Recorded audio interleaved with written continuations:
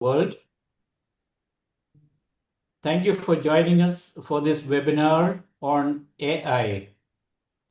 I cordially invite Father Matthew Vatamatam, CMF, the Superior General of the Clericians and the President of IndoGAT, to officially welcome everyone to this webinar. Over to Father Matthew. Okay. So, dear friends, in the name of IndoGAT, CRI and Sannyasa, as we jointly hold this important event, I welcome all of you to this moment of learning and working together. And this theme is very special for our times, very relevant. I think also an important theme in the heart of our present Pope. I don't want to take more time. Welcome all of you to this evening together or morning together, wherever you are. Hearty welcome, and welcome to Father Paul Puliseri in a particular way. Thank you. Thank you, Father Matthew. You all know the topic of the webinar. I will just state it once again. Possibilities and challenges to use artificial intelligence by the leadership of religious congregation. And we have Father Paul, Dr. Father Paul Pudisheri from Guwahati, Northeast India, who will be presenting on this topic. The process we will be following during this webinar will be as follows. We will begin the webinar with a small prayer. This will be followed by the presentation by Dr. Father Paul Pudisheri, CSE, for an hour. After the presentation, we will spend about 20 minutes on clarifications and question answers. One thing you all need to note is that in this webinar, only the panelists will be seen on the screen and heard. The participants will not be seen or heard, so don't worry, but we can always express yourself through chat or Q&A and communicate with us. You can post your questions and clarifications in the chat or Q&A, and we will select and read them out and present them to the presenter for clarification. After the Q&A, there will be a short word of thanks, and we will wind up the webinar. And I now invite Sister Nirmala, the Secretary of IndoGAT, to begin with a prayer. And I invite everyone else to silently join the prayer with Sister Nirmala. Friends, we take few seconds to recenter ourselves, to be aware of the presence of the Holy Spirit amidst us.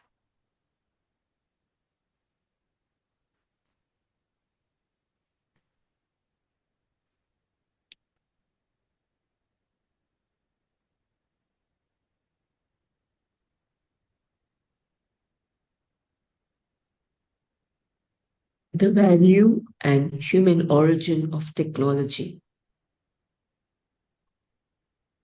Pope Benedict XVI acknowledged technology as a powerful and essential human reality, not something to be feared or rejected. In his encyclical Caritas in Veritate, number 69, he said, technology enables us to exercise dominion over matter, to reduce risks, to save labor, to improve our conditions of life. He viewed science and technology as part of the Creator's plan, allowing humanity to till and to keep the land.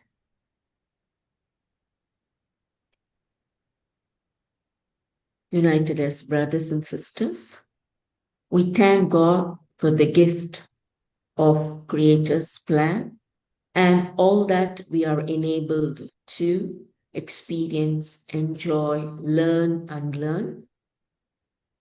May the Spirit walk with us, and may we be enabled to be aware of the presence of Spirit amidst us.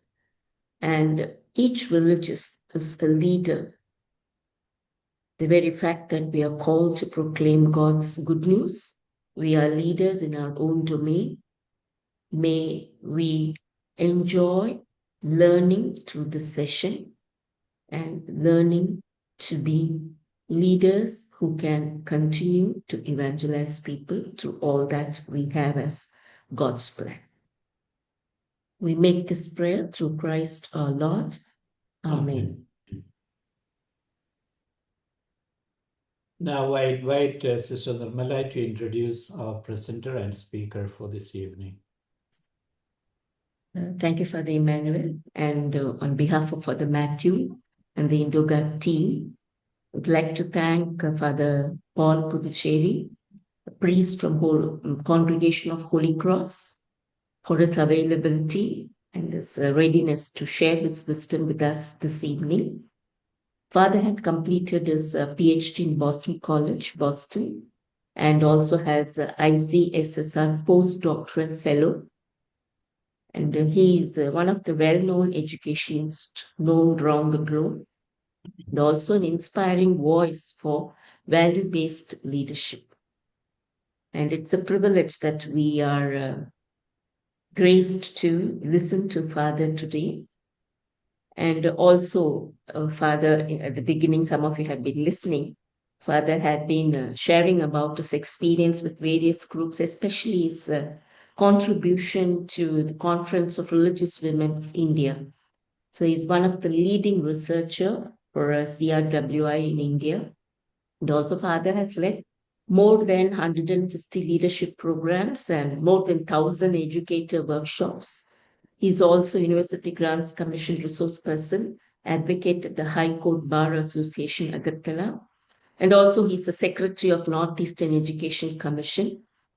Above all, Father, as a true follower of Christ, has very compassionate heart, with his hands reaching out to the poor and the needy, community empowerment initiatives. Thank you, Father, for joining us today. We are looking forward to listening to you. Thank you. Let me share the screen. Okay.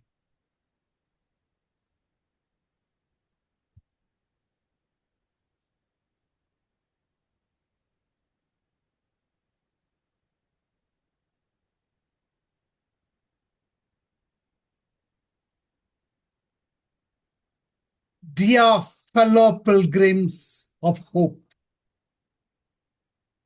thank you for this opportunity to be with you this evening or this afternoon to share with you some of my own experience and learning, and in particular in the area of artificial intelligence.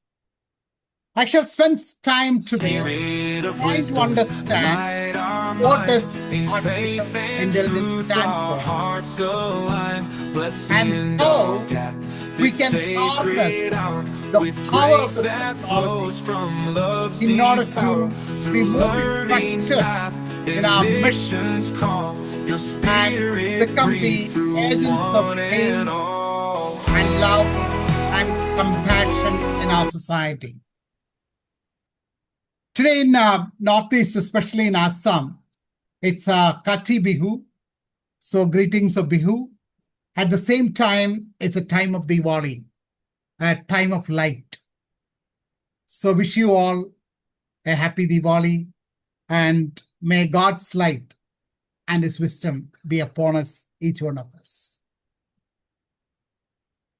So we will try to understand in next 1 hour, what does it actually mean by artificial intelligence in a simple terms. We will also ask ourselves, how can we use this or harness the power of technology in order to support the leadership, governance, and mission in religious congregations? Then also critically assess the ethical, pastoral, and spiritual challenges in adopting AI tools. Reflect on discernment-based leadership that integrates technology with the charism and human values. So, what is AI in a very simple terms? Basically, AI is assisting us to make decisions.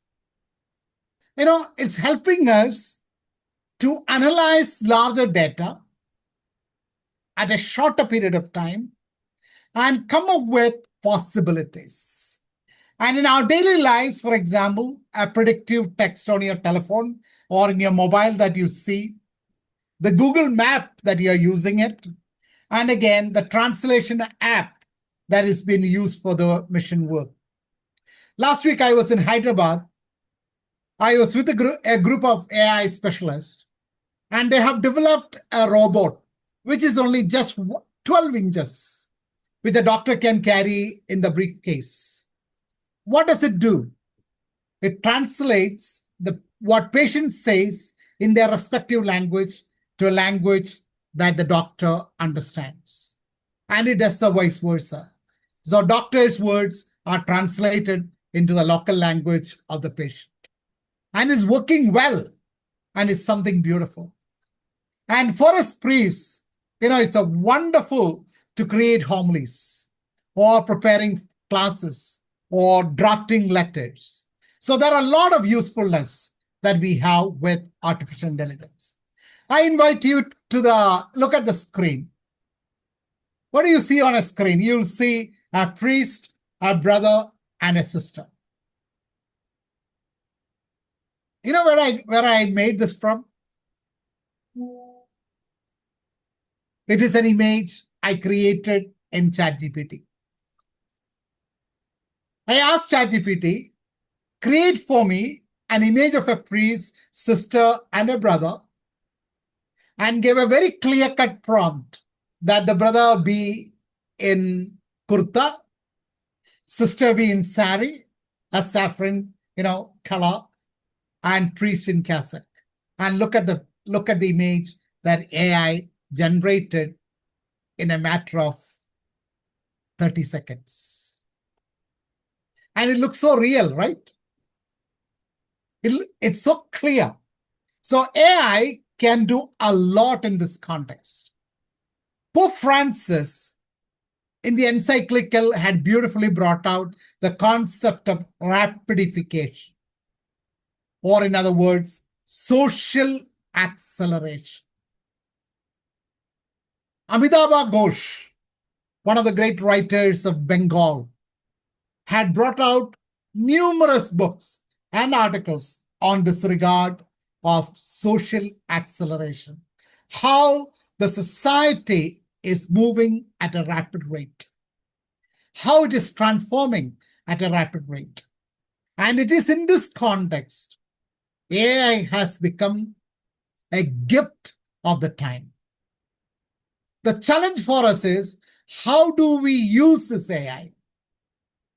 AI is a gift of human creativity. And like all gifts, it can be used for good or it can be used for harm. Good in very many ways. And in recent times, the prediction of cancer, sicknesses, and many others. In a wrong term, there are many who have got cheated recently of money or their identities. So it's a wonderful gift. And why AI at this moment of time? There are four characteristics of knowledge that has changed in our time. The first thing is, knowledge has been deinstitutionalized. Prior to the arrival of internet, I remember when I did my doctorate at Boston College, we were allowed to take 100 books at a time from the library. We used to go to a library, collect the book, carry it home, study, then take it back. Today, library comes to me. So, deinstitutionalization of information and knowledge. So anyone can access any information, anytime, anywhere, provided you have a gadgets to access it. And the second aspect of it, knowledge has become dynamic. I can see on Father Matthew's background, beautiful books. I'm sure nowadays in the photograph, what you would possibly find is a computer and possibly an Apple laptop on the desk. What does it symbolize? Knowledge has become dynamic. What was knowledge yesterday need not be knowledge today. And knowledge is constantly evolving. And the third dimension of knowledge is today intra, or multidisciplinary. And India in particular, with the new education policy, this has become much more reality. Earlier, if you had taken history in undergraduates, in graduate 2, you take a history, you do a PhD in history, and possibly you get trapped in history and history get trapped in you. But today, you might take history. At the same time, you can also take calculus or chemistry or psychology. So the third dimension. And the fourth dimension, which is a very significant one, is the authority of knowledge. Earlier, the authority of knowledge was external. Pope said, or teachers said. Today, I decide what is knowledge for me. I construct my own knowledge. Now, this is where the change is happening. So by 2030, the skill set that needed for anyone, and in particular, religious across the globe, is some of those skills. Analytical thinking, emotional intelligence, lifelong learning, self-motivation, agility, leadership, technological literacy, AI, and big data analysis. And the more is called system thinking. So what is the skill that we require today? What I call a computational thinking. What is computational thinking? Computational thinking is the capacity to access information, analyze information, and construct knowledge out of it, and create multiple solutions and choose the best. That is why when you go to Google or when you go to any search engine, you put a topic, you might get 2 or 3 lakh hits. How do you know what is actual information you're looking for? Is this information correct? So that is where you have to develop a different thinking skills that is required today. And how is this working? So it is in this context where artificial intelligence is coming in. That means, what does it actually do? It is trying to collect information. It's trying to collect and analyze information, construct multiple possibilities, and present to you. So how do I use as a consumer? I can use this information only when, as Stephen Covey said, when the end in mind. I need to know what I actually want. For example, the picture of the priest, sister, brother that I put up. How did I generate? So I told ChatGPT, I require the image of a priest, sister. Then I have to create a prompt that the ChatGPT understands so it is able to produce it. I did not play the song fully. Even that song that I created today, it is actually from suno.ai. It mentions about the lyrics are very clear. Actually, it's a summary of today's talk. So you can do a lot of this kind of work very easily and very effectively. Now, every day, people learn more about the ways artificial intelligence is impacting their lives. Today, everyone's life in a way is impacted by it. But what we require is we need to understand that technology is happening to us rather than with us and for us.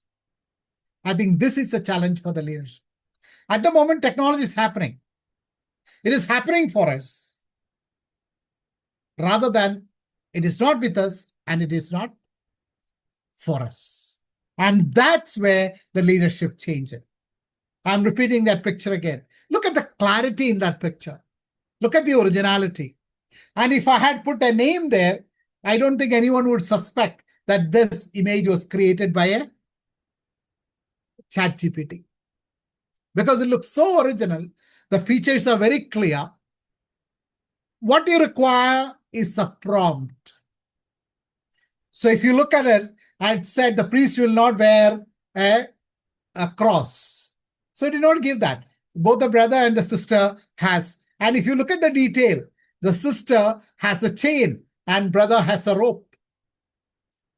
Now, all this is possible.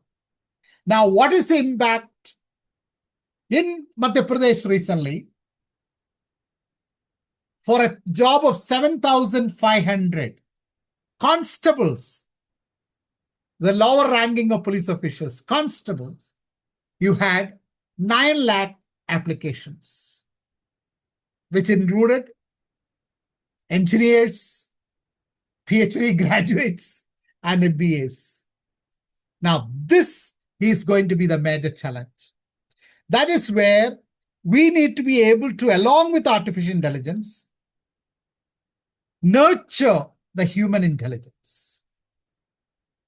Now, a combination of artificial intelligence and a fusion of human intelligence, that is where the religious can use AI today. So AI becomes your assistant in order to be effective, efficient, and fast.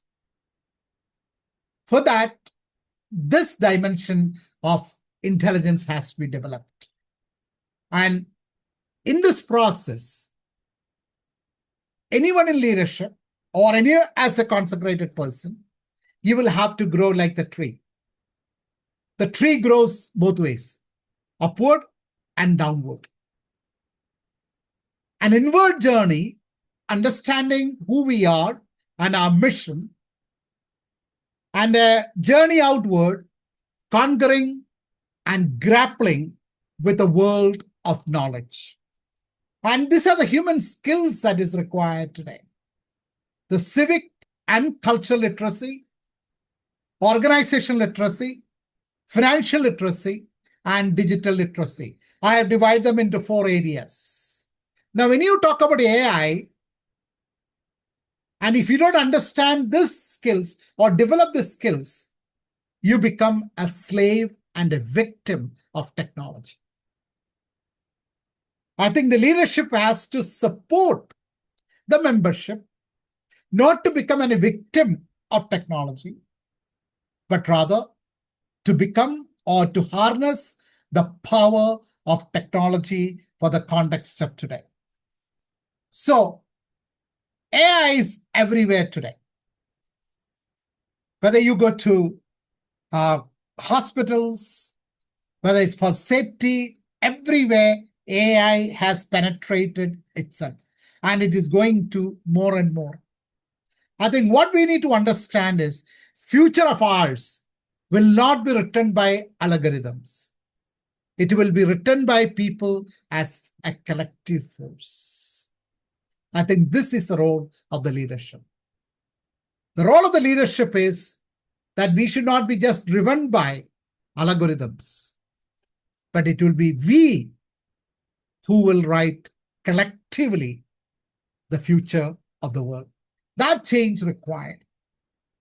Very interestingly, a recent study which analyzed 65,000 articles between 2020 and 25 found that almost 70 to 80% of the articles were possibly written by assistants of AI.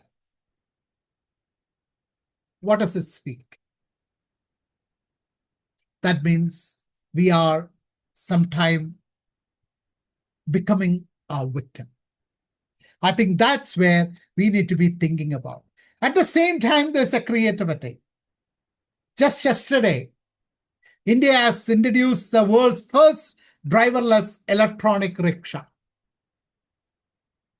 No driver.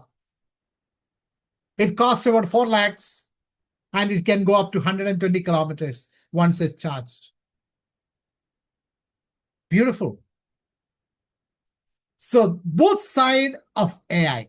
Now this auto rickshaw does not have a driver, but it will be able to meander through our streets and take the passenger safe to the destination where they have to go.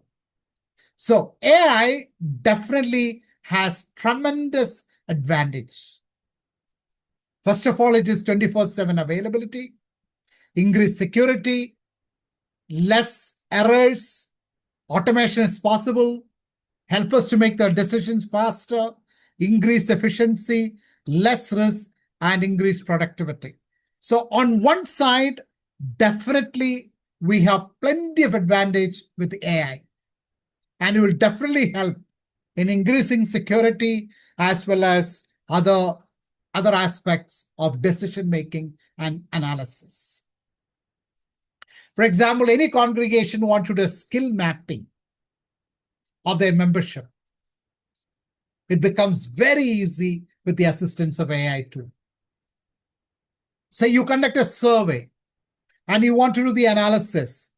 I'm more focusing on ChatGPT because I use ChatGPT, even though there are so many other. For example, you have Gemini, you have DeepSeek, all of them. But I have a paid version of ChatGPT. Therefore, I see even analyzing a data becomes very, very easy. Very, very easy. Now, what is the disadvantage? One, any open AI software, you become the product. And your data is not protected. So safety is not there. So anyone using AI which is free, the one who is using is actually the product. It is expensive. It is expensive. For example, ChatGPT, if you use the Pro, it's about 2,000 rupees a month average. Presenter Media is about $50 a year. Now, Internet Download Manager, it's about 3,500 at the moment for a year. So any of the softwares are definitely expensive. Now, what are the risks of AI? One, the economic. 45% of the job that exists today will not be there in next 25 years. Then we become over-dependent. Again, ethical concerns. Again, the whole question of human-centric relationship. Even now, we can see a lot of our youngsters today using spending their time with the mobile rather than with the family. So these are all serious concerns. So definitely there are a lot of disadvantages of AI that is happening. Now, what are the possibility of using AI for religious leadership? First of all, for administration and governance, data management and planning. AI can help superiors track community needs, finances, education outcomes, and mission projects. Data management. Next is predictive analysis. Earlier, we hired outside agency to do a predictive analysis. Today, you can do the predictive analysis in a fraction of a second. And then, of course, automation. Like your emails, reports, minutes can be automated, freeing leaders to pastoral presence. A couple of days ago, being a secretary, I had to create a couple of reports to be filed. It did not even take me 1 hour altogether. I had the posters or the flyers of all our programs and a couple of photographs, just uploaded to ChatGPT and said, create for me chronologically the report of the activity report of the organization. Lo and behold, about 20 pages of report with a photograph properly placed, generated in a fraction of probably 10-15 minutes. So there's a lot that can be done. I will come to some of the practical aspect little later. As I finish another few more minutes, I will take the theoretical side, then I will definitely go into that. Now, applications. We are already using speech recognition. video. Now, Suno AI, it's so beautiful when you have someone has a birthday, you want to send a personal message of a song, you can create it. The lyrics can be created in ChatGPT, cut and paste in Suno, and you can give male or female voice. All that can be done so quickly.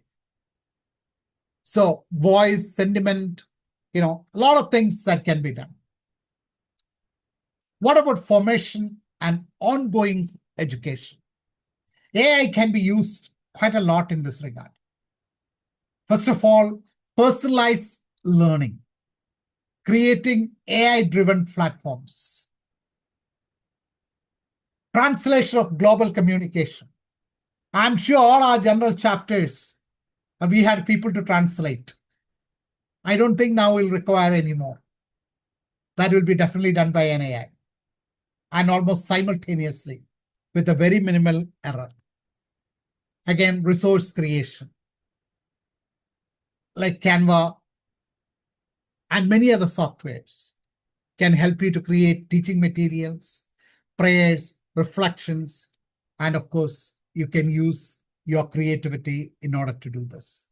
So formation, definitely AI applied softwares are a great help. Developing curriculum,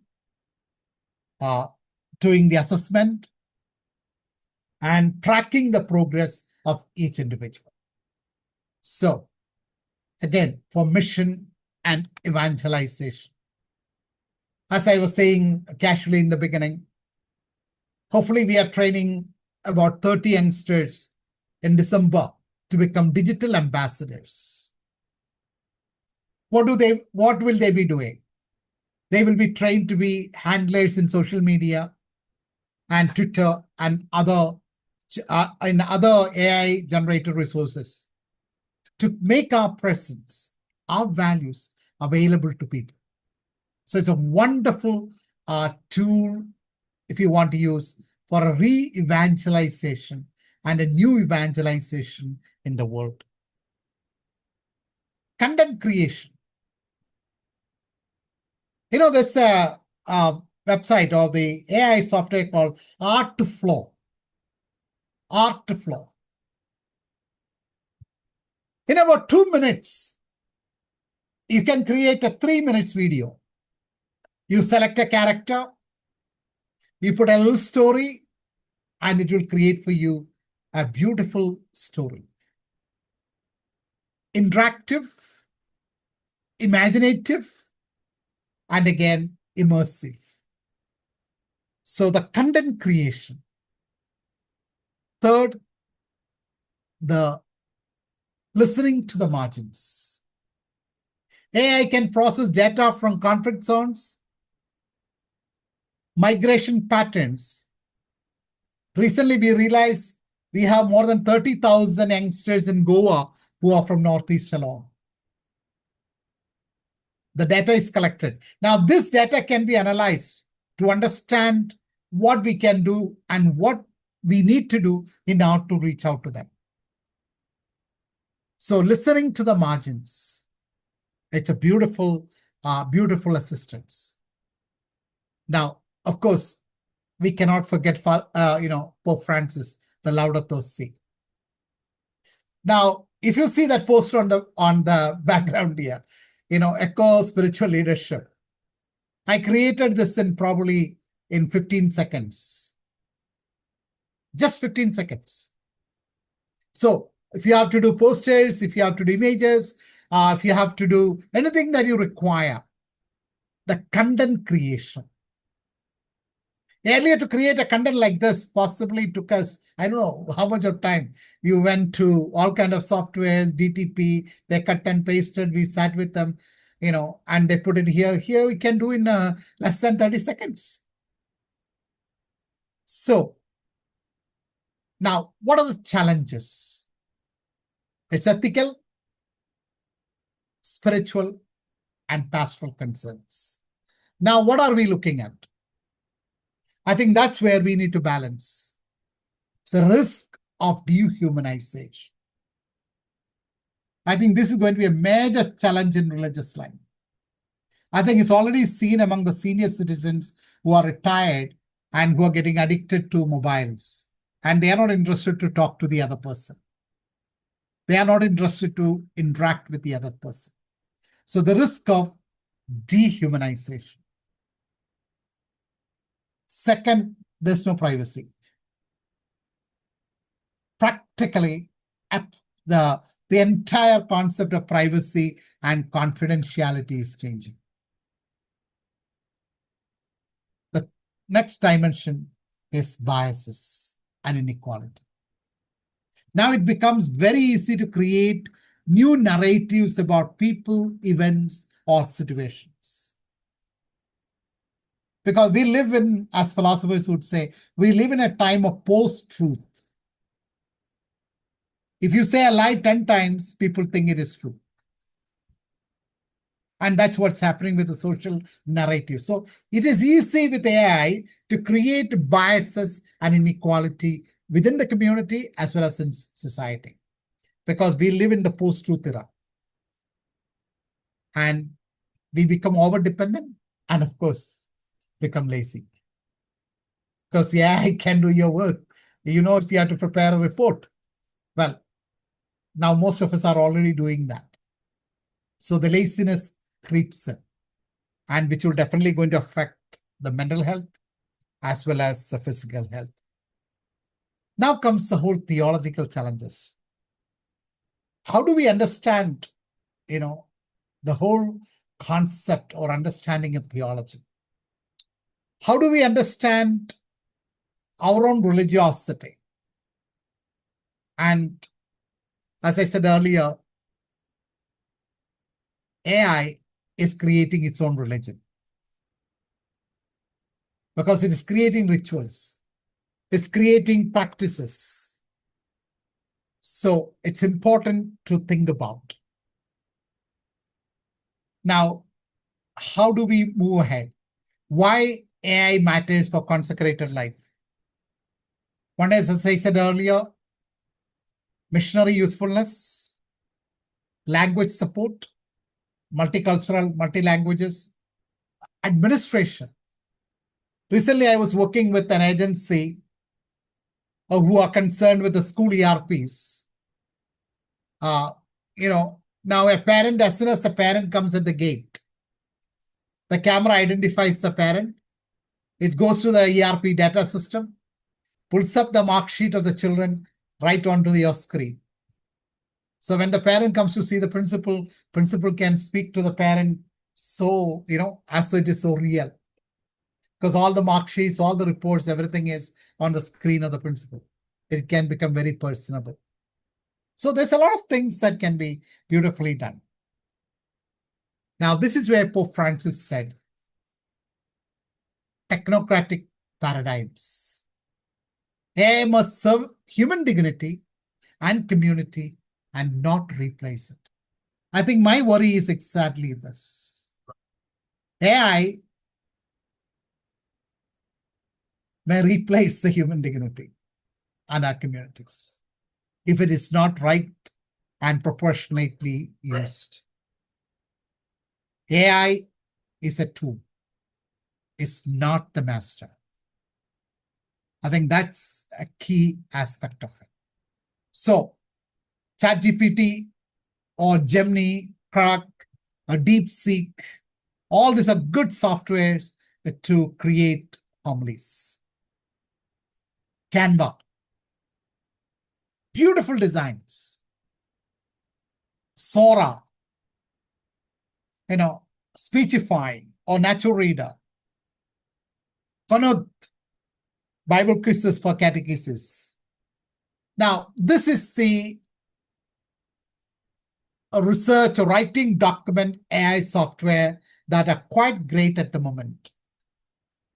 ChatGPT, as I told you, I am biased a little bit because I have a paid version of ChatGPT. Midjourney. DeepSeek is a Chinese AI software, quite effective, but I'm afraid and frightened about the data stealing. Then Grok is also quite good. Now, Perplexity is coming up very well at the moment. and documentations. And Gemini, of course, it has. Now, each of these softwares or each of this AI application has its own strength and weaknesses, definitely. As I told you, if you are using an open source or a free source, your data is not protected. Your data is not protected. And then it also causes what we call plagiarism. So that is a serious concern. So whenever you use for a document, and if you are using an open source, there's a likelihood that it will lead to plagiarism. Now, these are some of the softwares that are easily good for. For example, this fill out is beautiful for creating forms. You know, you want to conduct surveys of effectiveness or whatever it is, and it creates for you a lot of ways to do things. FormStack, Secona, SurveyMonkey, it was already there before. Now they have got a much more templates on it. I tried the fill out, which is very good, like the Google form, and you can do, up to 1,000 without pay. So all these softwares are definitely, and if any of you want this PowerPoint, I would be happy to share it. So no worry. Now, these are some of the softwares that can be used. All the directories are available in toolify.ai. That is where all AI tools are available. So if you go to that website, toolify.ai, or you can go to Hugging Face. There also you get all kind of applications that are available. Now, if you want to make a website by yourself, either Lovable or natively, Lovable can create within about 3-4 minutes a website for your organization. You only have to put some inputs. Again, Firebase. Then for stimulation for learning, Biodigital Human. That is humanbiodigital.com. Then stimulation for learning, especially for science, that is PHET. Then you have, for example, stimulation again, Anima Graphics.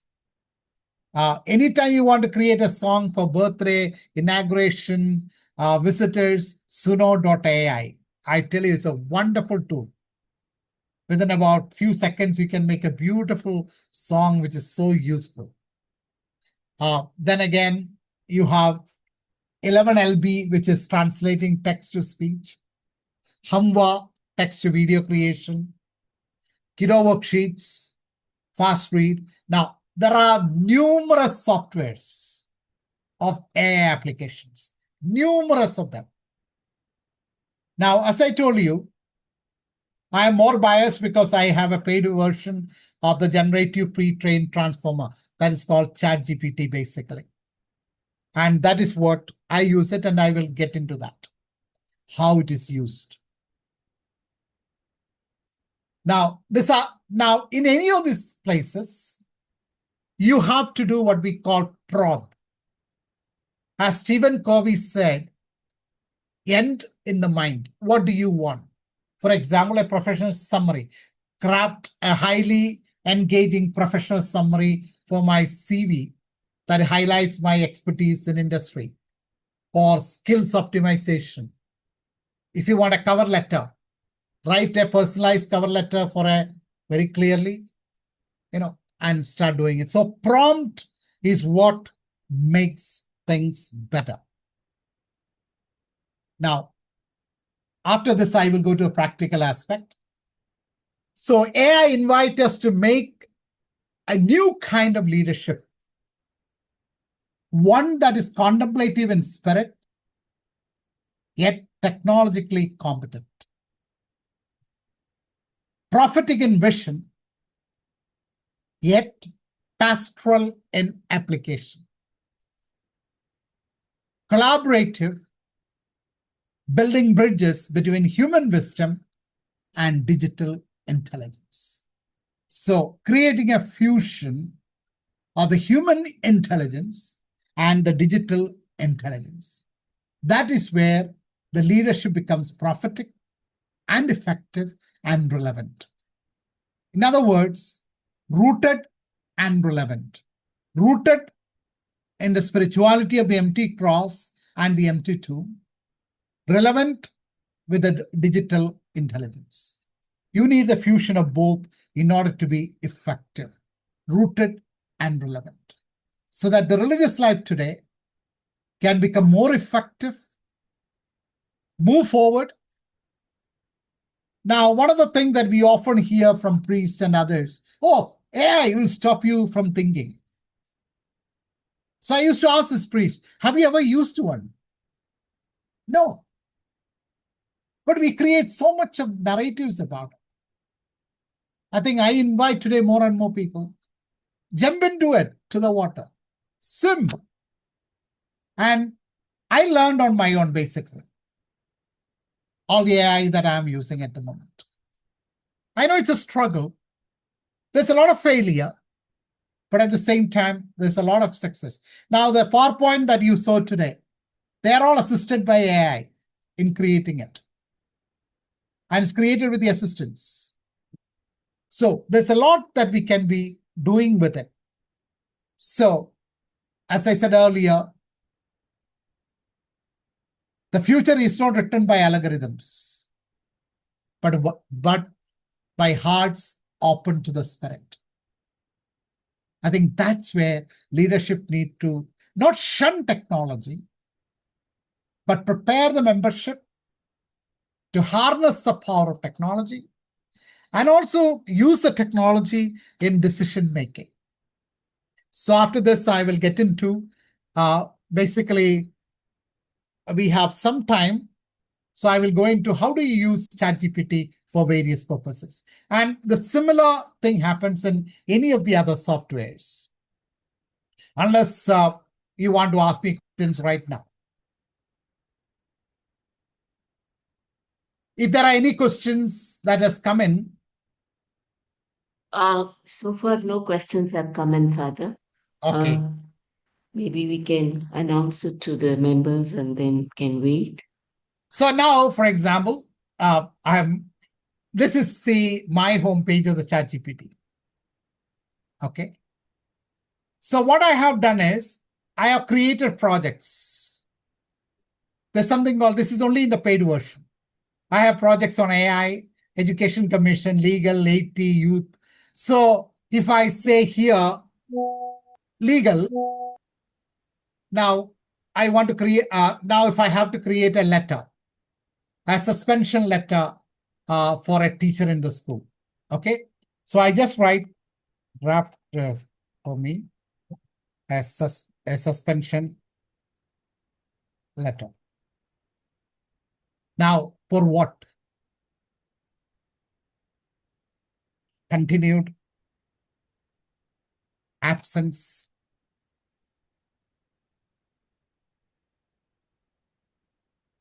without permission.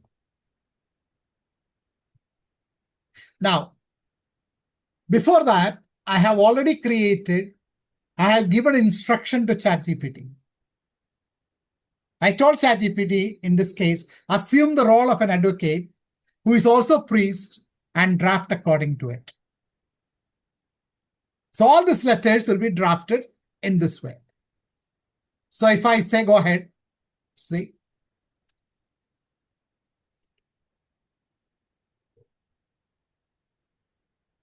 Yeah.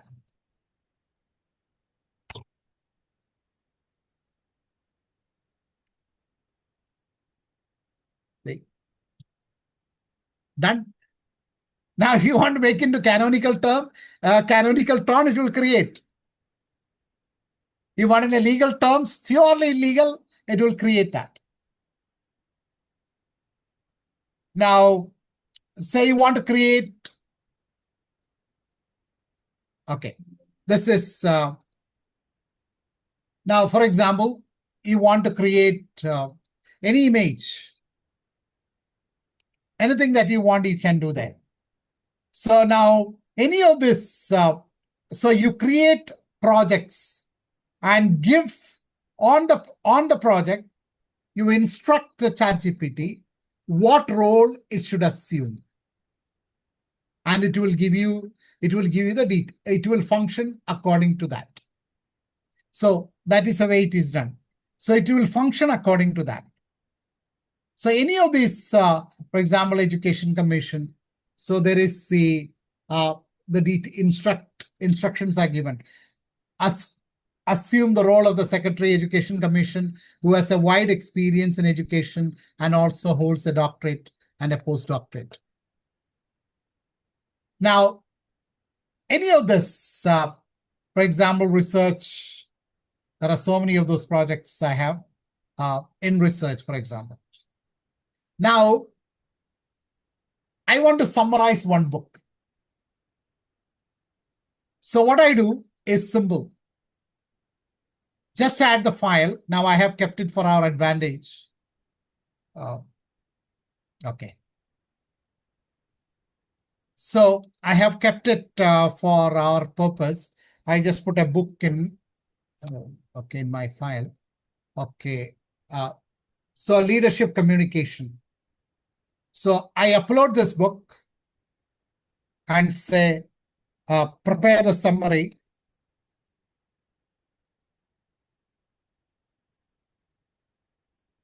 Of the book in one page.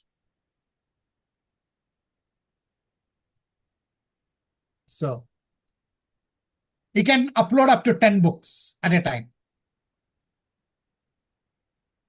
So it will read for you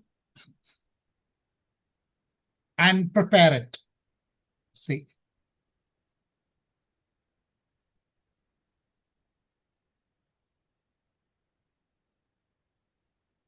Look. Up to 10 books you can upload at a time. So if you create a project, every time you upload, you can upload 30, 40, 50 books. Then you say you create what you want to create out of it.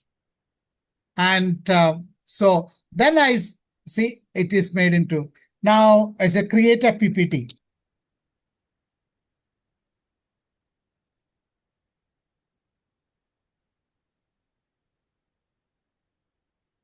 For the Paul? Yes. There are 2 questions that has already been posted by participants. Sister Nanda, Okay. would you like to read Yes, that? I will. How to meet the loss of job because of AI.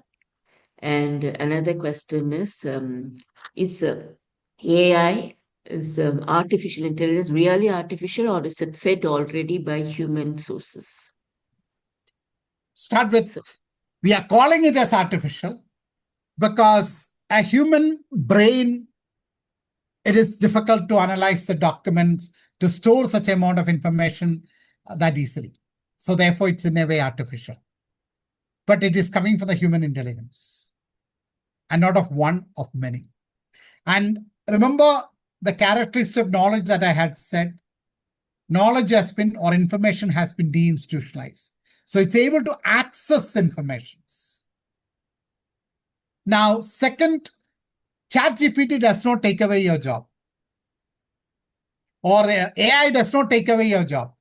Who takes away your job is the person who knows AI. So skill yourself, you don't lose your job. That's it. Now, what happened now? Just take the example of a JCB or a earth mover. Earth mover takes away the job of 1,000 people a day.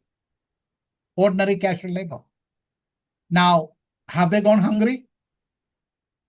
No, they learned new skills and moved on. That's it. So you have to acquire skill. That is why today, one thing with the priest with the homilies, as Pope Francis said, 7 or 8 minutes. Today, homilies has to be engaging. Otherwise, you may not have people in the church if the liturgy is not active. And this is beautiful. He can customize your hymns every week. And people will come to church. So to give that God experience, you definitely require the assistance of it. So you can do this. Also what happens, sometimes you get a lot of photographs or images online and you want to get extract out of it. Say, for example, here it's a photograph. So I can tell ChatGPT, extract it. in words. It will extract for you a photograph, or you want to check the authenticity of a photograph. You can ask. See, that was 10 principles of Kaizen. So this is the image that, see, that image has been extracted. You see, I would have taken at least half an hour to do this. You can do it in 30 seconds. Now, create an image. Create an image of a Catholic nun aged about 60 years with a smiling face. Okay.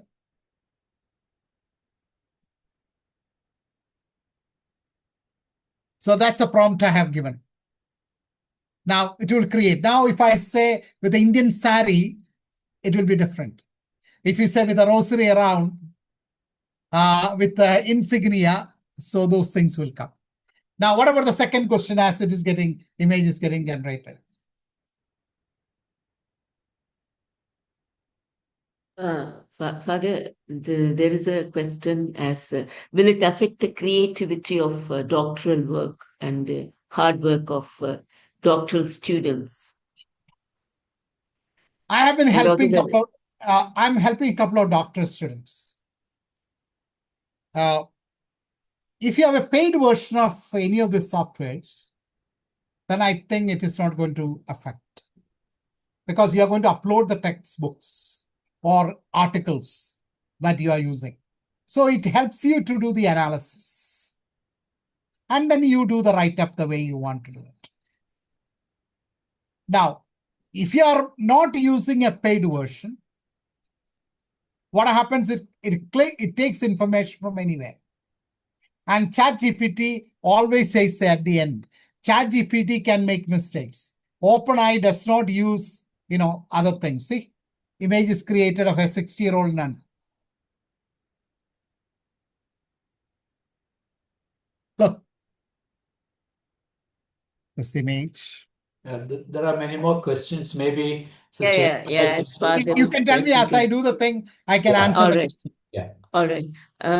Is it true that young children have started chatting with ChatGPT and it's as with real human person and they are in need of medical assistance? ChatGPT you can also speak to. If you are feeling lonely, you can speak to ChatGPT and ChatGPT responds to you. And many of them are starting to use AI softwares. And these AI softwares are very emotionally clear. They are able to pick up your words, emotions, and it is coming in. That is why by 2047, we all will have a robot at home who will be doing the cooking, washing, cleaning, all that work. And your food will be exactly the way you want it to be cooked. By 2047, I think we should have possibly a robot which is operating on intelligence. Then there is something called humanizing AI. Now, my AI, which I'm using, is humanized because it uses the kind of language I use, because I have trained it so far. So it can be humanized. AI can be humanized. That is why a lot of the time when you read something, you realize, it is from ChatGPT, because that's not your language. So you have to also humanize AI when you do your work. Look at the 60-year-old Indian nun getting shaped. Father, there's one more question. Yes. Please mention some of the AI tools that are specifically dealing with church-related matters. I can send it to you, a list of it, because some of them I have not tried them personally. Or you go to any of this website, Google, and just type it on, you will get that. One of the things that is they are using it, ChatGPT, Bible On is a good app that is based on AI. Bible On. You can download it free. Bible On. It has the Kerala Bible outline on the outside. The Bible on app, a wonderful app that you can use. Use a saffron. Sorry.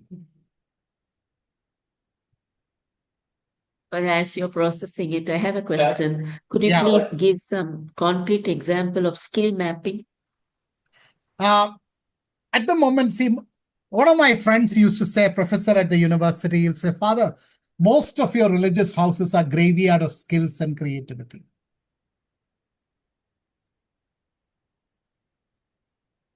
Because the way that we are created, our system, that all has to fall in line. In the process, we talk about creativity.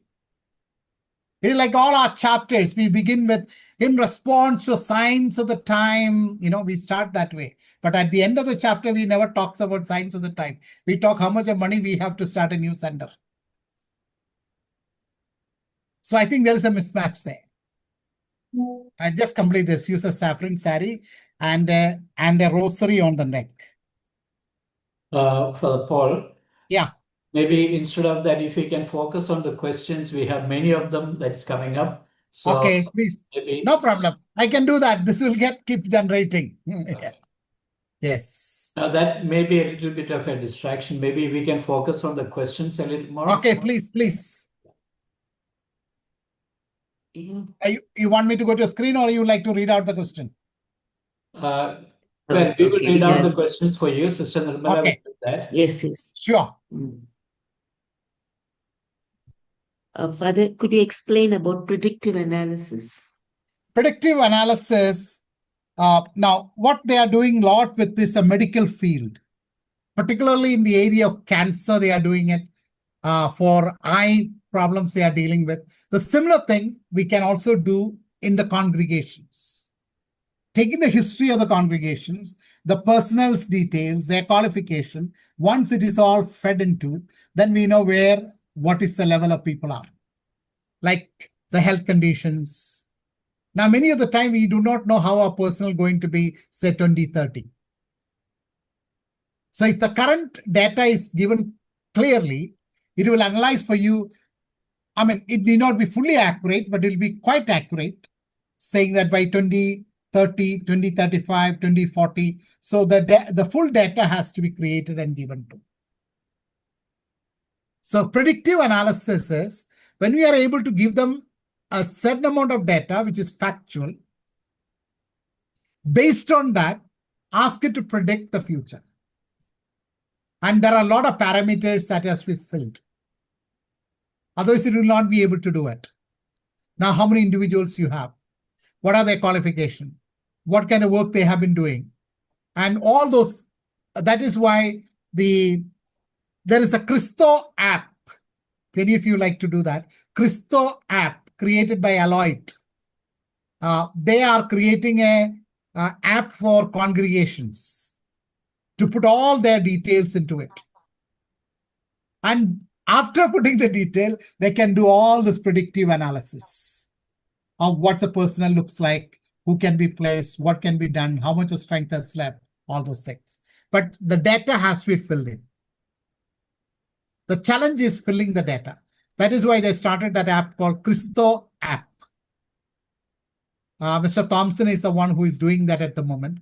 They are also developing for parishes, similar app to maintain the parish data. So once you have a data, then you can do the analysis of the data. So that's a predictive analysis. Father, could you tell us about some of the privacy aspects of AI? If you are not using a paid version of any of the software, absolutely there's no privacy. Even our mobile chats are not private anymore. Because where you are can be easily tracked. Because your GPS is on, you are constantly connecting with the signals. So the aspect of privacy is very limited. And again, you need to also clarify what do you mean by privacy. Because many people have many understanding of privacy. What do you mean by privacy? So in a normal understanding, practically there's no privacy today. Anyone can find out where you are with your mobile because you'll know which is connected to which tower. That is why in India recently, National Council of Teacher Education asked every college to upload the phone numbers of their students. You know why? If they are selling a degree and the students have not come to school, they can track it down because that mobile was never in the vicinity of the college. So there's no privacy. So privacy is very limited. Father, just connected with this, another question. ChatGPT is great for learning, but when AI platforms like ChatGPT warn users not to share private data, how can we justify asking religious to provide their data information for governance? That is why you need data protection system.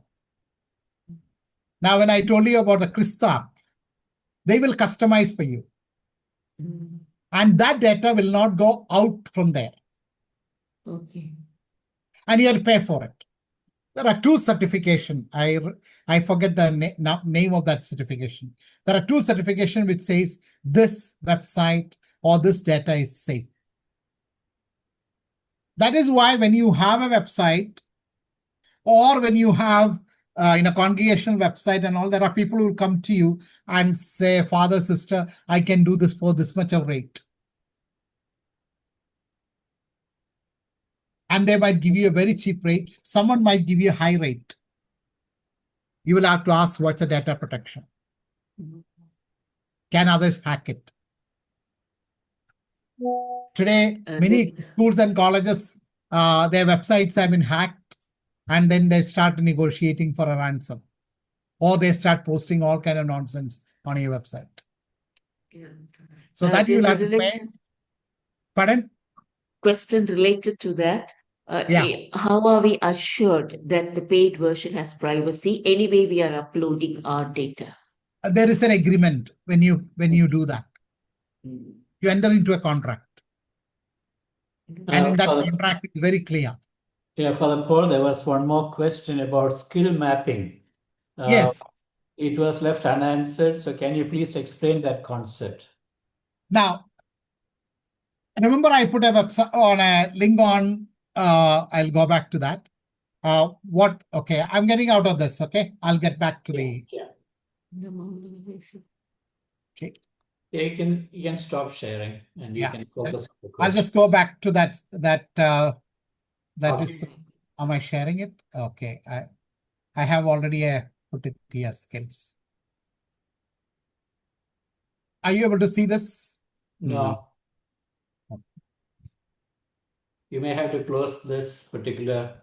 Okay, stop here. I will just upload it again. Give me a second, please. Yeah.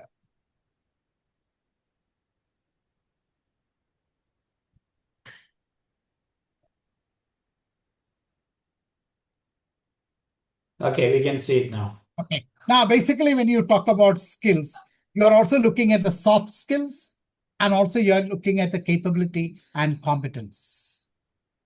So you will have to create an ideal priest or an ideal sister or an ideal brother. And this is what it is. Now, based on that, you create questionnaires. Then give to individuals. And when they answer, you are comparing yourself with an ideal person. Then you will know where are the level of your skills in the congregation. So you have to create an ideal sister, whether it's a clerician, ideal clerician, or ideal Jesuit, or whatever it is. That's the ideal. That may not be achieved at all, but that's what ideal is. Based on that, you will create a questionnaire, which will be circulated among the members. Collect that data, then you start analyzing it. That is where the skill mapping is done, which is a very tedious. The preparation of the question is the most important. And how do you prepare the questionnaire? One, based on the soft skills. Then you have the competencies. Then you have what you talk about the knowledge level. Then you talk about proficiency. Then, of course, you have the spirituality. So you take 5 or 6 areas. Then you also have the academic qualification of the individuals. So create an ideal person. After that, create questionnaire based on each of ideal areas. Ask them to fill it to you. And when the entire province does that, from there, you can do the analysis and say, this is our strength, like the SWOT analysis. This is our strength, this is our opportunity, and this is the skill gap that we have in the community. Paul, I like to also ask something. From my Sure. experience, the error possibilities. No? This AI is a tool, an assistant, and not the master. No? Yes. DeepSeek, in one of my questions, it was holding Pope Francis as the current Pope. And I think the reason is they have not updated their database after the election, possibly. And even ChatGPT has given wrong answers, which I knew. For example, the author of a book, of a painting which I was looking for, the painter, they gave wrong.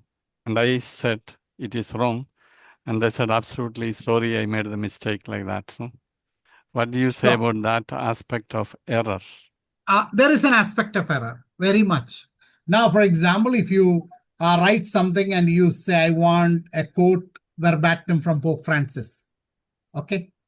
Verbatim.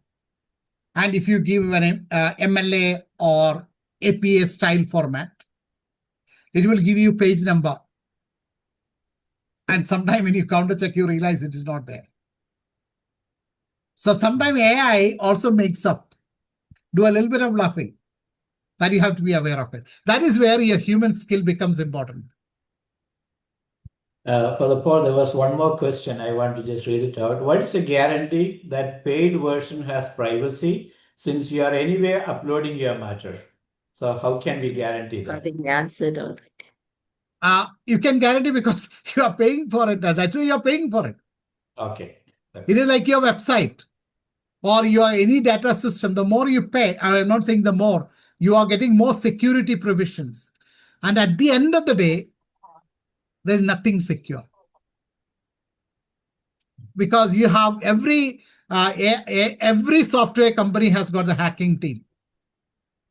And their job is to hack and create software to stop it. And that's the way business survives. Like recently, I've been working with a group of guys working on anti-drone of the anti-drone. We already have drones. We already have anti-drones. Now, other day we were sitting and talking about anti-drones of the anti-drone. And the day we spent watching vultures to develop something out of it. Because vultures are very quick in their movements and they are able to do things. So again, and I am sure after a few months, the anti-drone of the anti-drone of the anti-drone will be there. That's a human progress. That's the way it works. So I am not saying it's absolutely safe. That's why I asked you, define what do you mean by privacy? Because different people have different understanding of privacy. Yes. Just to clarify, when we are talking about mapping, it's beautiful how the members in the congregation, the skills are there. How do you map it with the missionary priorities or needs of the society? So it can be easily done. For example, that's why I said you create an ideal system. Okay. In AI language, you call an avatar. Okay. Then then you have areas that you look at, 6 or 7 areas. For example, maybe the human relationship, spirituality, qualifications, whatever it is, you break down. Each of them we can develop questionnaires. And they have been filled by the members. And that is where you do the skill mapping. And once you have a skill mapping, then you can predict how the skills are going to be, and how much a gap is there, and what kind of programs you have to create, especially for the leadership, asking what kind of programs do you need to create in order to reduce the gap. Otherwise, what happened, it's like our retreats, one time I preached a retreat for golden jubilarians. So I told them, I said, you know what? You have already attended at least 53 retreats. That has not changed you. You think this retreat is going to change? Because some of you may not be on the face of the earth the next year. So let us celebrate this 50th retreat, So we'll have to really make it relevant and useful. Often many of our programs are ritual. It's a ritualistic. Often it has no relevance, and then we try to beat the dead horse to create a meaning, and which doesn't happen. And we are very happy somehow we have done the program. There is one more, it's a statement rather, if you would like to comment. ChatGPT tries to satisfy the user, does not have updated information. Even English grammar makes a mistake. So the user has to be vigilant. You would like to comment something further? You have to be. That is why whenever you require a material, you upload your books or text, whatever you are using it from. For example, now you have got MyLoft. I don't know how many of you use that. MyLoft is a software of the British Digital Library. You can get the latest research articles in different areas. You can read the newspaper. So you upload to ChatGPT or I'm using the word ChatGPT just for the sake of it. Upload it at a time, 10 articles. So in 1 hour, you can upload maybe 30, 40, 50. And then it will base itself on what you have uploaded. And it also, again, that is where your prompt is very important. Like if you want a document, you have to specifically say the codes have to be verbatim in APA style format. And if you want an academic language, specify it's an academic language. All those things have to be specified. So prompt is what gets what you want to get. There's one more question related to skill mapping. For the skill mapping of a province, do you mean to say we have to upload the information of each sister for the analysis and mapping along with the ideal for the mapping? Sure. Once you do the survey, the instrument, the research instrument, once the data comes in, that's a different process. There is a particular area of analysis in the software itself, which will do the analysis for you. That's a very deep, that's not easily, then that will do all kind of, either day I had analyzed about 3,700 data. And I had about 28 questions in each of them. And for each 28 questions, it created the graph which I needed for presentation. Then it will do and then you'll have to say what kind of analysis. Whether it's ANOVA, whether it's a chi-square, t-test, there are a lot of analysis tools that you use in statistics, the inferential statistics. And if you only want the descriptive, then it becomes very easy. Definitely. Paul, Yes. I have one more observation. No? See, this AI does far faster what our brain can do.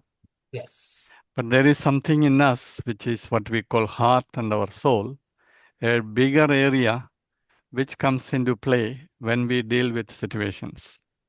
For example, now think of leadership, a particular situation where we forgive that brother or sister, or how do we handle an ethical situation? Now, I think AI may not be able to help us much. It is where the values of the gospel and what we call maturity, Christian maturity, and so on, have to come into play. We cannot use a machine to take that job. I agree with you very much. But it can assist you in the process. See, that is why our future should not be written by algorithms. We write the future. That's why I put that statement 2 times at least. So algorithms definitely help us to analyze a routine activity or a repetitive activity. but it will not give us possibility for, a behavior which is out there or random behavior patterns. That is where the human being, otherwise we will only have robots. We don't need human beings. And there's also an ethical question. It is. That, for example, these automatic auto rickshaws, there's no guarantee that there will not be accident. And if there is an accident, who is responsible? Accidents in India, I tell you, I always get, we have a different, we are very, the Indian mind is very good with ambiguity. And Western mind is more with methodology. Okay. That is why we can have a pedestrian, we can have a cow, we can have a truck in a circle, and all of them survive without having an accident. Well, accidents will definitely happen. But then that may not be the order of the day. That would be an exception. For example, the plane crashes. Doesn't happen every day. It happens once in a while. The question is ownership, the ownership. Who will be accused? Because it's a Nobody machine. will own.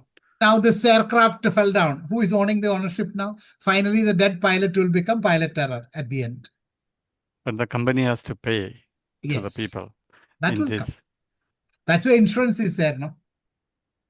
Now, for example, today in Idiki, a jeep was, not a jeep, what do you call it, a tempo traveler was washed away by the rain. Now, who will pay for it? Insurance will have to pay. That's why insurance is needed today. There's one more question. AI is really very helpful for individual, but is it not making human mind more lethargic and distancing members in the community? It depends how you use it. When you go to a restaurant and if you're going for a buffet, there's plenty of food. Are you going to eat all the food? Or you choose what you want? Simple as that. It's a choice you make. And you pay for the choice you make. That is where stewardship and ownership of decision comes in. Many of us don't want to own the decision. And when the problem, that is why when India loses the war, the defense minister will resign. And if we win the war, the prime minister will get all the praises. That's a human reality. There is a statement, if you'd like to comment on it. To meet the challenges of AI, religious personnel have to be trained in this technology. Do you like to comment on this, Father? I call it Nokia effect in religious life today. You know what the Nokia effect is? Nokia was the phone that probably the vast population of Indians used. Today, Nokia is not there. And Nokia did not do anything wrong. Believe me that. But others did better. This is a choice. It is like washing powder Nirma. We all grew up with washing powder Nirma. Remember that ad? Yes. What happened to washing powder Nirma? Gone. So Nokia effect is what is affecting religious life in India today. We are not doing anything wrong, but others are doing better. Whether it's our education institutions, whether the way we conduct programs, the way our personal demeanors, that's it. So you want to have a Nokia effect? Otherwise, we have our own story of the ambassador. So these are our own time examples. And I think we are creeping into that. Maybe this could be the last question. It's time for us to wind up. Which is the best two AI tools for religious leaders? More and more, I am biased. I agree with you. I find if you can train ChatGPT, you can get a lot of your work done. And take a paid version for a longer time. And within that, you can do a lot of other things. There's a Sora where you give life to the images. And if you use Sora and 11LB, you can, like me talking, the entire script can be made into a talk. If You can make podcasts. All that can be easily done with that. Within 1.5 hours, it's not possible to go into any of this training of the softwares. But basically, you need to develop what I call visual thinking. Because when you open your screen, you'll see so many things happening on the corners. Now, most of us are very difficult to, we don't read them. I remember when we conducted this workshop in Goa for 5 days, I also got one more person to assist me. Because I realized sisters will ask, Father, where is that button? So you had to walk down to find that button, which is on your screen already. So you need a lot of visual thinking or visible thinking that has to be developed when you use any of these gadgets on your screen. I'm using a 35-inch screen at the moment, so I can do multiple things simultaneously. Yes. Maybe a quick suggestion, but somebody asks how to prepare a video using ChatGPT, and there's one more question. What is that you're talking about bias? What do you mean by that? These are the two questions with that we will wind up. See, every software is created by somebody. And they have their ideology. It is like any of the channels of the television. NDTV earlier had a different ideology. Times of India, Times have a different ideology. Now Hindu has another ideology, Hindu newspaper. So every manufacturer or creator has a set of values and ideology on this their work. And you need to become aware of it so that you are not negatively influenced by that ideology. So that's why that bias happens. We are all biased. We can only reduce our bias. When someone says, oh, Mangalorean, or automatically, or a Goan, see, our mind already creates an image, which may be true, may not be true. But we can reduce the bias, and we cannot be absolutely free from any bias as long as you are a human being. And then for a video, Artflow is one of the good software that can be used for a video making, Artflow. So thank you. Almost time, so we may have to wind up now. Yes. Father, Sister Annette will propose the vote of thanks. Okay. Sister Annette, Good evening to one and all. So I am very grateful to you. On behalf of our Indogat team, I would like to say a word of thanks to Father Paul Pudisheri for enlightening us during this 1.5 hours time. You have many more things to say, but this time is limited. We are very grateful to you, Father, for giving us your wonderful knowledge about this. Though we are aware of it, but we are as religious, we do need to kind of come to know more about it, to use it. So on behalf of our team, I say a word of thanks to you, Father, and also to Father Paulson Villianur, the director of the Institute of Sannyasa, Bangalore, and also Father Saju Chakalekal, President of Catholic Religious of India, for your teamwork, and also for our brother Adolf Holy Cross for the technical assistance that is given for this program, and also grateful to all the participants for getting this information, and this will help us for our mission and for our day-to-day life, because all are using this, and as religious, we do need to be aware of it, and we can also make use of it for our mission. So thank you very much to one and all. Thank you. Thank you. God bless. Thank you very much. Thank you very much. God bless. Thank you. Indeed, So the beautiful. slides, Father Paul, you will share with us the slides. Yeah, I Maybe can you share can share to. with Father Emmanuel. Yeah, I'll share to him, and then you can use it. Thank you very much. Thank you. Thank you. Thank you. It was very insightful. Father Thank you. Paul, Thank you. Thank you, Father Matthew. I'm also leaving. Thank you. God Thank bless. you. Have a good sleep. It's late already. Sure. I have a 6:30 mass tomorrow. My God.